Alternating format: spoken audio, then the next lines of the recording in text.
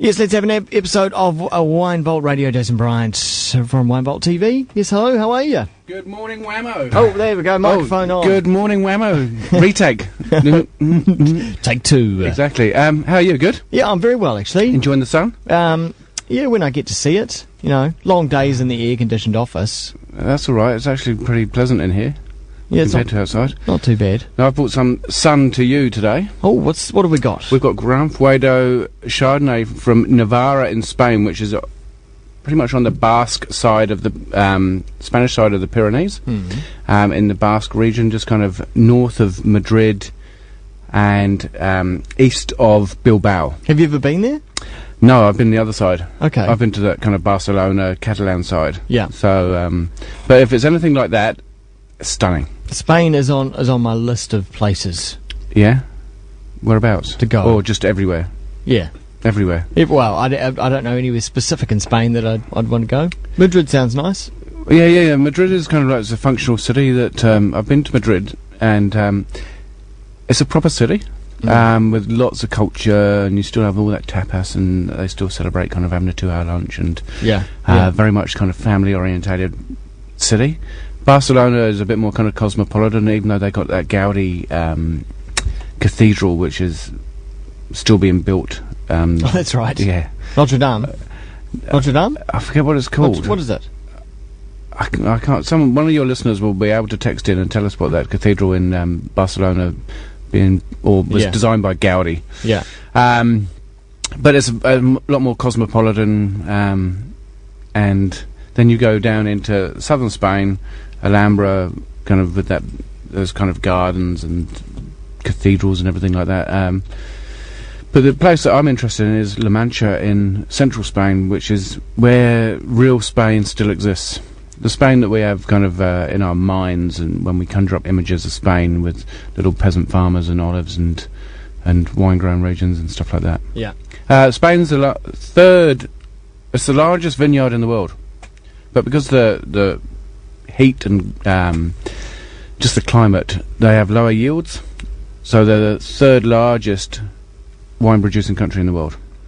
So really significant, really. Yeah, huge, big player. Yeah. Their main grape is Albarino, and they've also got this other one that they use for alcohol and ethanol and stuff like that. But as far as wine goes, they're a big player, third in the world. But people tend to know Rioja, and they know Priorat, and then everybody goes, oh, okay, I don't know anywhere else. But there are a lot of, like Jerez for sherry down at the bottom, and then you've got Calatayud, which is in the triangle between Bilbao, Madrid, and Barcelona. Yeah. So yeah, they're a big player. Because we don't get a really good perspective on who are the great wine producers here in New Zealand, because all our shelves are full of New Zealand wine. Yeah. So you got kind of France and Italy. Italy produces the most wine, followed by France, followed by Spain, and they tend to be. They produce a lot of wine that we never see over here, that never gets outside of France. Some 40% of all the champagne drunk in the world is drunk by French people. Right. So it's quite a lot of champagne. Yeah. It only leaves 60% for the rest of the world to drink. Yeah. And so, I mean, they produce and drink quite a bit. Yeah. Which is quite good. It's healthy for their economy. It's a backbone of their economy. It is. So this is a little sunny number. This is a Chardonnay. We don't usually associate Chardonnay with Spain, but if you get it in the cool regions, or cooler regions, it will grow, and you get a pretty decent grape and decent fruit, and you get that dry aspect. So it's very clean fruit, so you don't get any disease. And this is 2008. So do we know anything about that year in Spain? Not bad. They just produce. I mean, these guys they've been around since 1650 something. The Chavite family. So they've been in the game for quite a while. Know their onions or their vines, and but we don't normally associate Spain with Chardonnay. The Sagrada Familia That sounds about right. Is that the Gaudi? That's the Gaudi thing, isn't it? It's got these spires. Yeah. That someone lost the plans and they got burnt, and Gaudi kind of died. Say something outrageous like Notre Dame. What did I come up with that for? Anyways, yeah, rather familiar. Yeah. Currently in construction. Been in construction for a long time. So incredible amount of time, but really worth going to see. Yeah. Really worth going to see.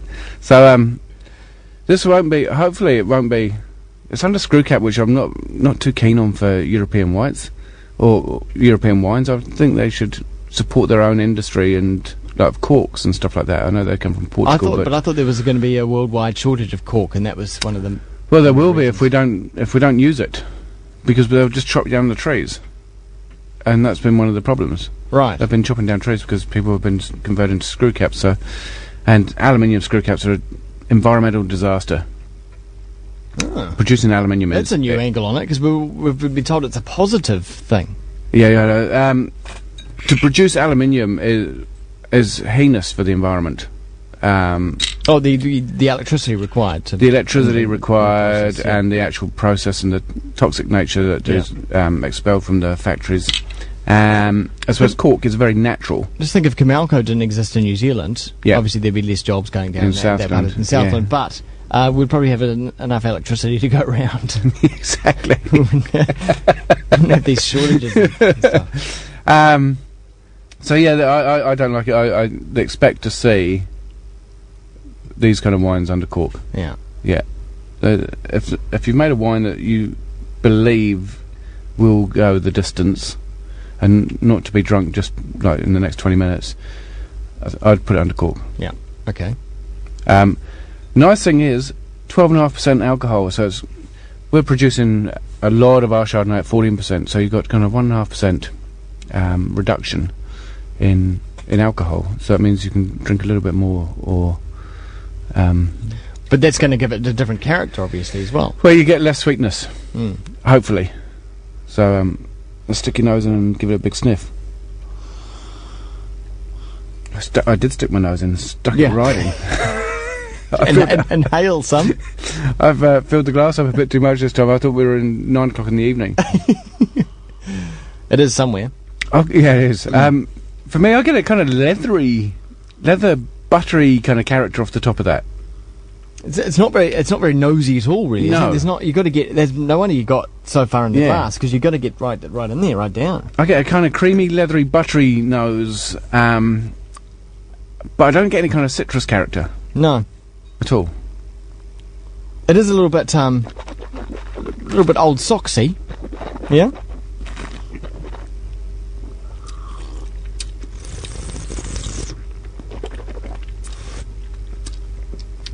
Got to say that's pretty damned average. That for me, there's you got the lemon kind of peel character on the tongue and everything like that, and you get a bit of acid. You get a bit of heat at the end, ironically, with the 12.5% alcohol wine. Are we thinking average because it's not a New Zealand Chardonnay, and we're so used to the New Zealand characteristics of the Chardonnay? Quite possibly. But I find it quite thin and weak. It disappears a bit like Casper the Ghost. For me, it's just a bit dull, a bit bland. I do find it's drinkable. It's drinkable. Yeah.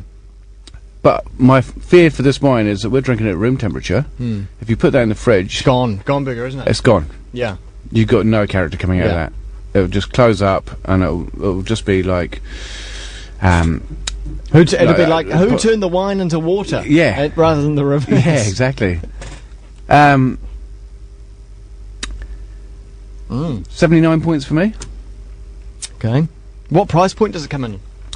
Got a feeling it's going to sit on our shelves at probably about $25. Yeah. Not our shelves, but shelves. You're not going to stock it? No, it's not good enough. No? No. And they've put some really good fruit in this as well. Some really upper tier fruit. Because it's the first time on Wine Vault Radio that we've just gone, and we're kind of I know. We're quite disappointed. We were unexpectedly disappointed because kind of it bordered the sun. It was yellow. It was funky. Yeah, I like it. I like the look of very Spanish kind of feel and siesta kind of atmosphere. Siesta It fiesta. just killed it. And we thought it was going to bring all of this to the party, and then it just bang. And would have been better if we just kept the bottle closed. We could have thrown shaped. We could have talked about it forever and not exactly. opened it. And we would have been quite happy. And now it's kind of like, for some people, it's like the Apple iPod. Or iPad, I should say. Even Steve Jobs said iPod as well at some stage. Yeah. It was built up to be this massive thing, and then people went, oh, was that it? Oh, where's the camera? But yeah, that's what it was like for me. It was a bit disappointing.